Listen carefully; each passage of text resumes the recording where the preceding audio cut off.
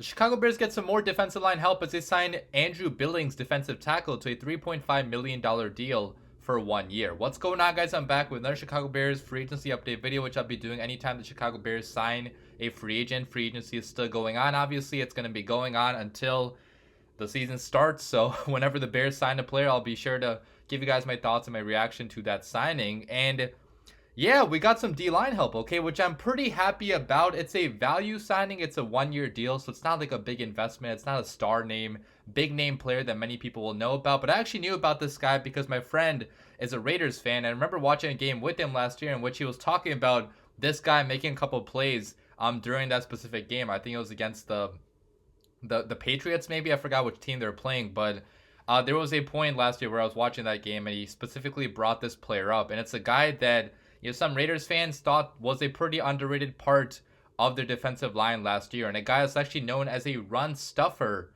so far in the NFL, which is pretty big for a Bears defensive line, a Bears defense that ranked 31st in the NFL in rushing yards allowed per game. Okay, so adding a big run stuffer like this, I think, is a pretty solid move for the Chicago Bears. It's only a 1-year deal again, so it's not going to be a long-term investment. If it doesn't work out, completely fine. But I do like adding more underrated pieces to the D line, because if you're not going after the big name stars like a Draymond Jones or like a Darren Payne, who was not even available this year, it's better to add at least some decent depth before the NFL draft, right? Because you're also going to try to get players on the D line in the NFL draft as well. I've been seeing a lot of Bears fans online kind of mad about this approach from Ryan Poles, where he's trying to still get these value signings even though we have so much cap space. And I get it. Okay, I understand your concerns, right? Because a lot of people were expecting the Bears to go out there and just outbid other teams on any player.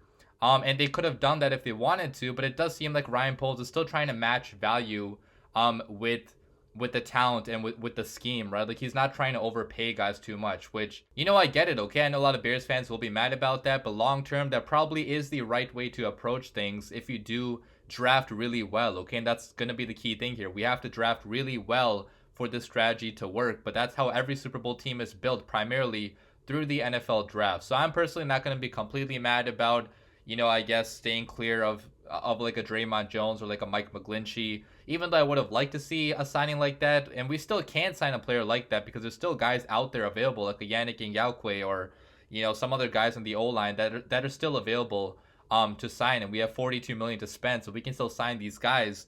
But we're also going to be making some value signings like this as well. But let's talk more about Andrew Billings and what he's going to bring to the Chicago Bears. So Andrew Billings is a big, monstrous guy. If you look at this guy, look at a picture of him, he just looks enormous. He's 6'1", weighs 311 pounds, very powerful, very strong guy. Obviously, I mean, that's why he is a defensive tackle in this league. He's going to be playing one technique for the Chicago Bears, okay, nose tackle basically, next to the 3 technique that we still have to find, maybe through the NFL draft or maybe a signing still. But he is going to be the one technique that's going to be plugging up those gaps in the middle. And that's going to be a big, area of need for the Chicago Bears, right? Because last year, like I mentioned, the Bears finished with the 31st ranked run defense in the NFL. We had guys out there that were just simply not able to generate any sort of movement at the line of scrimmage. I mean, it seemed like they were just standing there and, kind of like statues, just letting themselves get pushed by the offensive lineman. There was no penetration in the backfield, no push towards the ball carrier. Well, Andrew Billings last year, he was a really good run defender, and throughout his career, he's been known as a run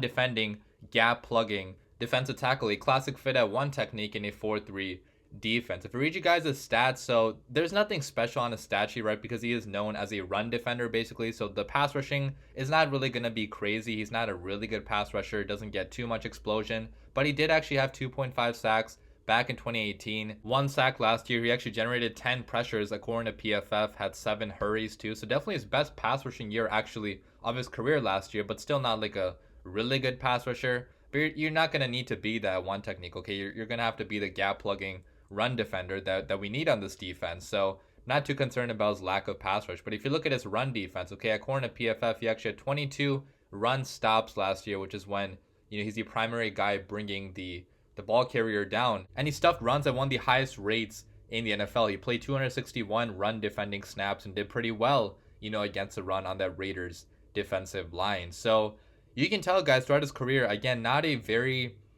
star name, not a big name that's going to be, all the time in the backfield, getting to the quarterback, getting these crazy sacks and everything. But he's going to be the guy that you don't notice that often, but he's like generating stuff for the other people around him, right? Like he's crashing this lane or plugging this gap, which is going to enable the 3 technique or somebody else in the D line to get the sack or to get to the ball carrier, which is pretty important because last year we just did not have those guys that could be creating opportunities for other people behind the scenes, right? Like those guys are pretty important. Those are the glues of your defensive line. Last year we did not have those glues at all on the defensive line. So his experience as a run defender, gap plugger is pretty important just to eat up some space, right? Because you need guys that can eat up space for other guys to thrive. And, like I've been saying, he's not going to be a superstar. He might not even be a starter for the Chicago Bears, but I do think at this point he probably will start because he is an upgrade over an Angelo Blackson from last year. And we still could draft a 1 technique or maybe sign another one, but I don't think we will at this point if we are giving this guy a full chance to start. And if we're keeping Angelo Blackson on the roster too, which maybe we don't, okay? If we don't keep Angelo Blackson, then yeah, we might add another